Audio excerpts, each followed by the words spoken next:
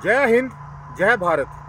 दोस्तों, अभी 3-4 दिन पहले इंडिया ने, भारत ने अपना Republic day 77th Republic day celebrate किया है। दोस्तों, एक दो बातें बताना चाहता हूँ जो शायद आप में से कई इंसानों को, कई लोगों को नहीं पता होंगी, और ये प्राउड करने वाली बात है। दोस्तों, ये प्राउड करने वाली बात है। दोस्तों, रिपब्लिक डे में जो परेड निकलती है वो निकलती है रायसीना हिल, जहाँ पे राष्ट्रपति जी का घर है। वहाँ से जाती है वो इंडिया गेट, और इंडिया गेट से पहले कहते थे राजपथ, अब कहते हैं कर्तव्य पथ। कर्तव्य पथ से होते होते वो जाती है रेड फोर्ट यानी कि लाल किला। दोस्तों, जो मैंने रिसर्च की है, 27 रेजिमेंट्स है इंडियन आर्मी में। सभी एक से एक बहादुर है, सभी एक से एक बढ़िया है, कोई कंपैरिजन नहीं है। कंपैरिजन हो ही नहीं सकता, क्योंकि जवान जो है होते हैं ना, वो शेर दिल होते हैं, इसीलिए किसी का कोई कंपैरिजन नहीं है। बट बिकॉज मैं पंजाबी हूँ और सिख हूँ, मैंने एक रेजिमेंट का काफ़ी ज़्यादा रिसर्च किया, और वो दोस्तों है सिख रेजिमेंट। दोस्तों, Sikh regiment was founded in 1846 by Britishers. और उसकी कंडीशन क्या थी?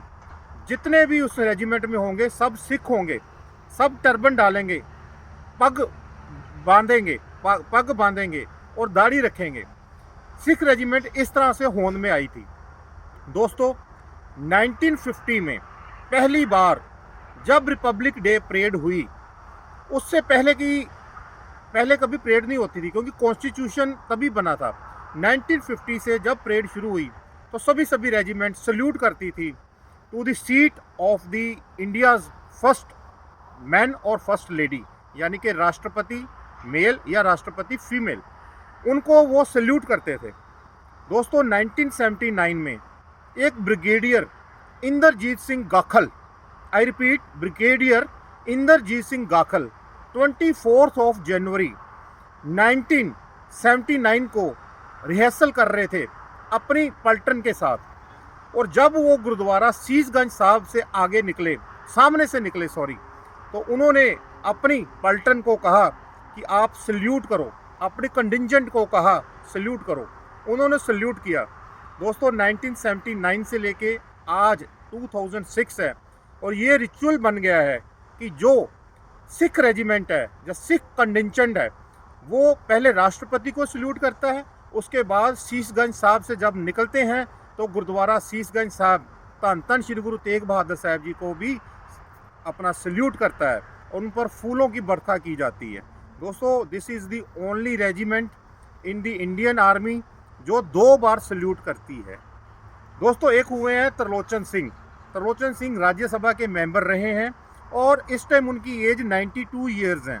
और दोस्तों, उन्होंने काफ़ी बुक्स भी लिखी हैं। He is a very intellectual person. इन्होंने अभी 26 जनवरी से शायद 1 या 2 दिन पहले उन्होंने एक चीज़ बताई जो हमें नहीं पता थी। उन्होंने बताया कि जो एनसीसी कंटिंजेंट थी, एनसीसी कंटिंजेंट 1950 में, उसका मतलब है कि जो एनसीसी की टुकड़ी थी उसकी अगुवाई कर रहे थे सरदारा सिंह जोहल। सरदारा सिंह जोहल के बारे में मैं आपको बताऊं कि he is still alive and he is now 98 years old. 98 years age हो चुकी है। दोस्तों, वो पंजाबी यूनिवर्सिटी पटियाला के वाइस चांसलर रह चुके हैं, एग्रीकल्चर यूनिवर्सिटी लुधियाना के वाइस चांसलर रह चुके हैं, और एग्रीकल्चर इकोनॉमिस्ट हैं। 2004 में उनको जो भारत का सिविलियन 3रे नंबर पे सबसे बड़ा अवार्ड होता है पद्म विभूषण, उससे सम्मानित किया जा चुका है। और प्रेजेंटली भी वो सेंट्रल यूनिवर्सिटी ऑफ पंजाब के चेयरमैन हैं, चांसलर हैं, सॉरी चेयरमैन नहीं, चांसलर हैं। तो दोस्तों, त्रिलोचन सिंह जी ने उनके बारे में भी बताया, जो 1950 में पहली रिपब्लिक डे परेड हुई थी, उसके भी वो हेड थे एनसीसी यूनिट के, और उनको कैडेट ऑफ दी एनसीसी उस टाइम पे अवार्ड दिया गया था। तो दोस्तों, हम बहुत भाग्यशाली हैं। हम पंजाबी, हम सिख, हम हिंदू, हम मुस्लिम, हम क्रिश्चियन, सभी हम आपस में भाई भाई हैं, और आपस में एक दूसरे से मिल के जो खुशी होती है ना, शायद किसी को भी नहीं होती। ये मज़हब नहीं सिखाता, आपस में बैर रखता, ये मजहब नहीं सिखाता आपस में बैर रखना, हिंदी है हम, हिंदुस्तान हमारा, सारे जहां से अच्छा हिंदुस्तान हमारा।